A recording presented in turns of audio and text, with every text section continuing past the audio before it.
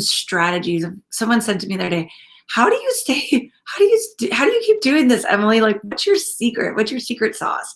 So I think first is we've been talking about Lent, we've been talking about rising and shining, but I think it's important to acknowledge the importance of prayer. Prayer, and I want to say prayer and regrouping. This is a perfect day to regroup, to make sure you see what's working. Am I talking more about prayer than actually praying? Do I have a good setup that even works for me?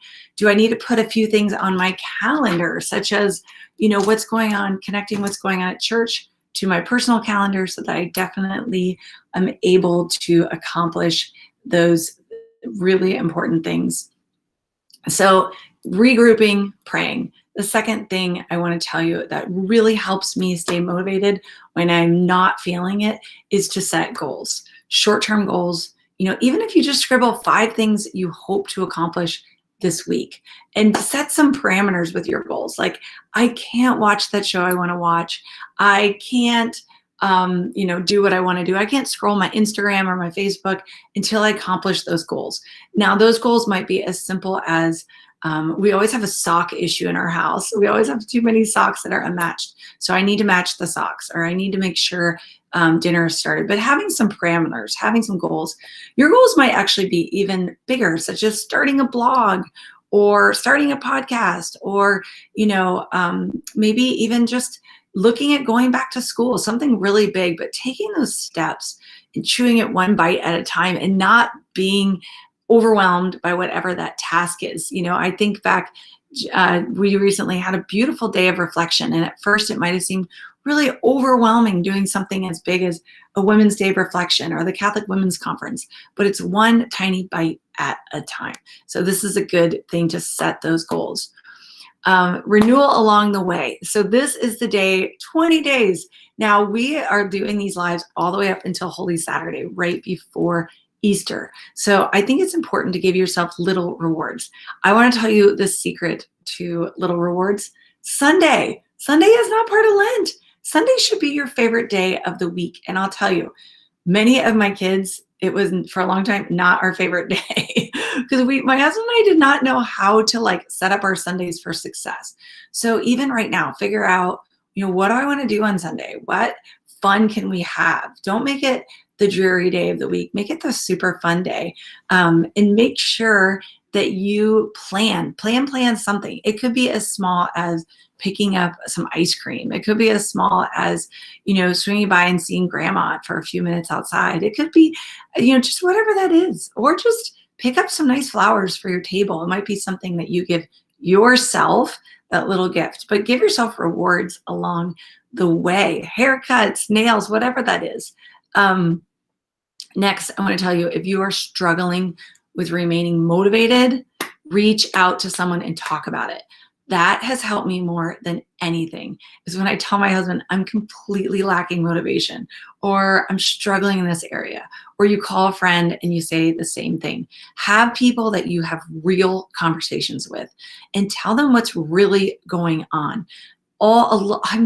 Huge pivots in my life happened when I started having those conversations. Not just everything's good, everything's great, the kids are great, life is great, but we got to go a little bit deeper. We got to have some time to ponder. So we talked about that new heart yesterday, but we also have got to have people in our life that we feel comfortable talking to and sharing.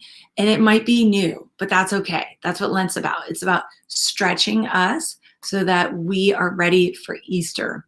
And next, just don't get discouraged. It sounds very simple, but it's really important. Don't let other people bring you down. Recently, I was having this conversation with actually a variety of different people, struggling with people that maybe are negative or cranky or difficult. It might be your coworker. It might be a person that lives in your very own house. But the truth is, you have got to rise, you've got to shine, and you have to be careful what you let in and how that affects you. Staying motivated is being really careful to the voices that you let come into your ears. That's a privilege. The people and the voices that get to come into your mind and influence you. So just that's what's so important about reading scripture, having, have bookshelves full of great motivation. So I want to share a few scriptures this morning to motivate you to have the best day you can have. So number one, I want to share the importance of Isaiah 41:10. So do not fear, for I am with you. Do not be dismayed, for I am your God. I will strengthen you and help you. I will uphold you in my righteousness and my righteous right hand. So I think that's really important that God is saying, do not be afraid. He is with you, right? He wants to strengthen you. So if you are struggling with motivation, he's there to strengthen you. If you're struggling with a relationship, he's there to strengthen you. If you're struggling with your job and what you have to do every day, he can strengthen you. And maybe that struggle, just maybe that struggle is to push you out of your comfort zone and into another situation. So I can tell you, I am here because I struggled. And as a result, I stepped out. Another scripture I got to pass on to you before you start your day or wherever you are in your day is the importance of Jeremiah. I love Jeremiah 29:11. Like, put it on your wall today. Oh, for I know well the plans I have in my mind for you. Oracle of the Lord, plans for the welfare and not for the woe, plans so that I will give you a future of hope. And I love that. Or another version of it, which I want to share. This one you might know a little better.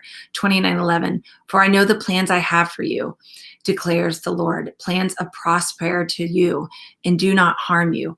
Plans to give you hope and of a future. So just this idea of hope. God does not want your life to be hard. He doesn't want you to have woes that crush you. But the truth is he's going to strengthen you. And lastly, if you get the Divine Mercy Daily Digest, read it because it connects so perfect. St. Faustina tells us in her diary, be at peace. This is what Jesus tells St. Faustina. Be at peace, my daughter. I see your efforts, which are very pleasing to me. Or also know that I'm with you. I bring you about the difficulties and I overcome them in an instant. I can change a hostile disposition to one which is in favor of this cause. So think about that. Like maybe you're in a trial. Maybe you have a big cloud over your head and it's difficult, but it might be a season of growth, right? You got to have the rain to get the little sprout, to get the flower, to get the tree. So maybe this is your rain cloud time. And I can say that because I've lived it. I know exactly what that feels like. Now, I promised I'd keep these messages super short, so I went a little long, but I've had some great coffee this morning. I didn't sleep well last night, but I'm excited that I was able to be here with you. So everybody have a fantastic day. I kind of gave you a little bit more info than maybe you even wanted, but the truth is, I'm excited. I'm excited that you're going to have a fantastic day. Today is March 11th. Rise and shine and make it fantastic. So thank you, everyone. Nicole, Annie, Mary Lou, Christy, Janelle, everyone on Instagram. I just want to say have a great day. All right, bye. See you guys later.